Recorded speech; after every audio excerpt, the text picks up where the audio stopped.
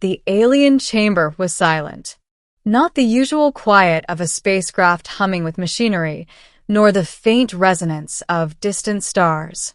This silence pressed on Captain Adrian Voss like a living thing, a weight that made every breath deliberate and careful. He had faced enemy fleets, rogue AI, and dying planets, but nothing had prepared him for the first moment he saw her. She was an emissary of the Ylvaran Collective, a species renowned for intellect and control. Their faces were a complex network of bioluminescent veins, capable of expressing emotion in patterns of light rather than speech. Their minds were legendary, their patience infinite. And today, Adrian had a question. "What makes you different, human?" she asked, her voice echoing not from vocal cords but directly in his mind, a symphony of tones that carried weight and curiosity. It was simple on the surface. A test, perhaps. Something the Ylvarans asked every species they encountered. But Adrian sensed the depth behind the question. The collective mind of her species had already evaluated him. Every micro-expression, every heartbeat, every intention. She expected something rehearsed, something clever, something predictable. He paused. In that moment, the chamber seemed to stretch into infinity. The walls shimmered with holographic depictions of stars, galaxies, and civilizations the human fleets had never seen.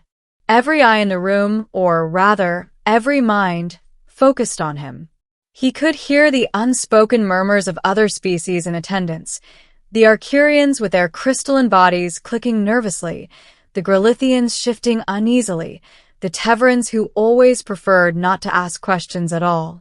Even the human diplomats behind him were frozen. Adrian took a breath. He began, and for the first time in decades of interstellar negotiation, he let the simplicity of truth guide him. "I make mistakes," he said. The chamber froze. The lights pulsed, and for a heartbeat, Adrian could swear that the stars themselves paused. She tilted her head, the bioluminescent patterns along her face pulsing softly, questioning, analyzing. "Mistakes," she whispered. "Every other species we have encountered strives for perfection, efficiency, harmony. You confess to error." "I do," he said. "We fail. We fail constantly.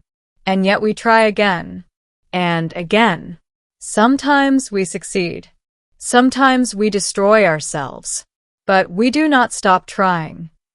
A silence stretched so thick it felt as if the universe itself had leaned in to listen.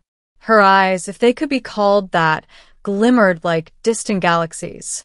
For the first time, Adrian noticed a subtle tremor in the patterns of her face, a flicker of emotion that no human had ever seen. "You do not fear failure?" she asked. "Of course we do," he said. "We fear it, dread it, sometimes collapse under it.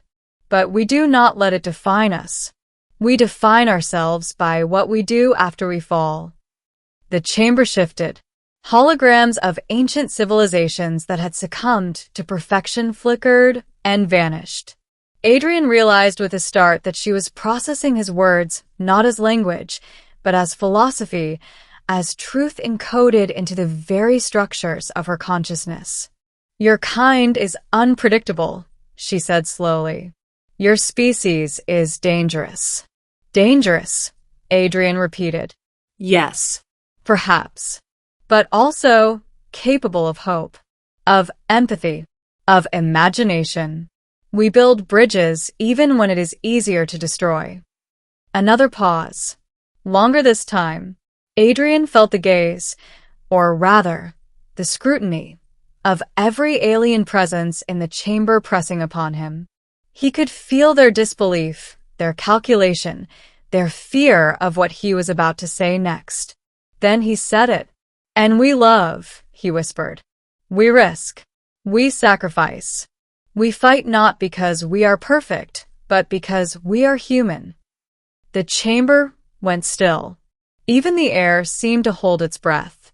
The Ylvaran emissary's patterns flickered wildly, a cascade of colors that no other human had ever witnessed. Her mind, so ancient and disciplined, struggled to contain the enormity of his declaration.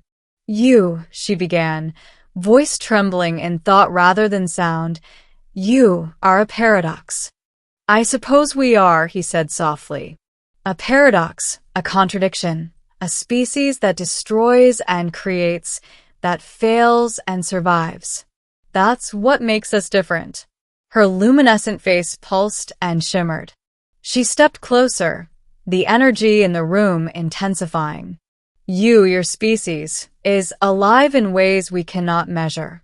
You embrace uncertainty and yet continue forward. You persist against odds that would end any other civilization." Adrian lowered his gaze. He felt the weight of centuries of human history pressing down. All the wars, all the losses, all the colonies abandoned, all the families lost. Yet he also felt pride for the endurance, the resilience, the courage that had carried humanity across the stars. The Ylvaran emissary reached out, a gesture without contact, yet Adrian felt it in his mind. "You have shattered the models," she said. "We underestimated you. We measured strength in uniformity and efficiency. But you, your imperfection, is your strength." He felt a shiver pass through the chamber. Every species present seemed to lean in, attentive, their curiosity piqued, their assumptions challenged. He realized he had done something no human had done before.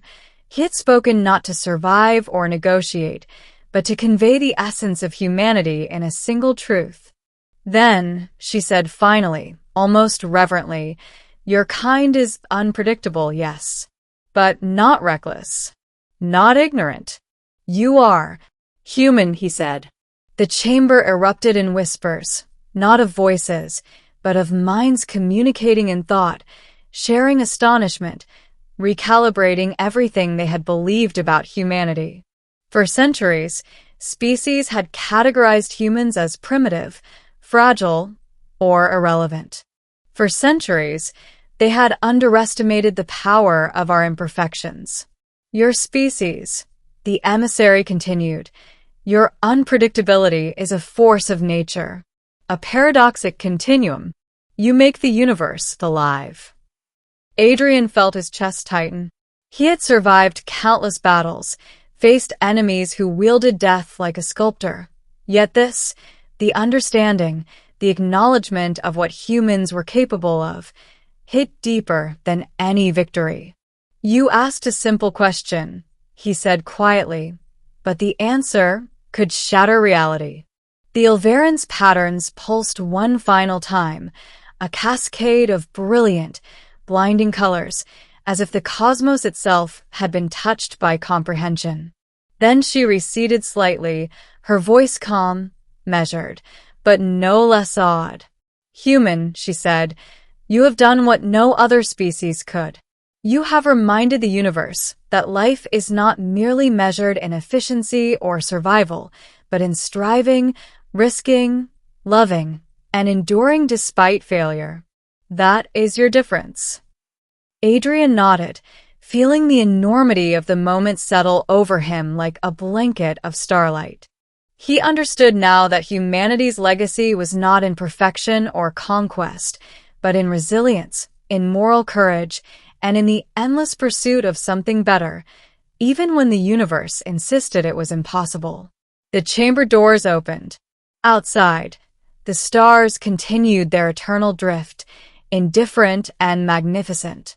Adrian walked forward, knowing that his answer had not just changed the emissary's perception, but had shifted the assumptions of every species present.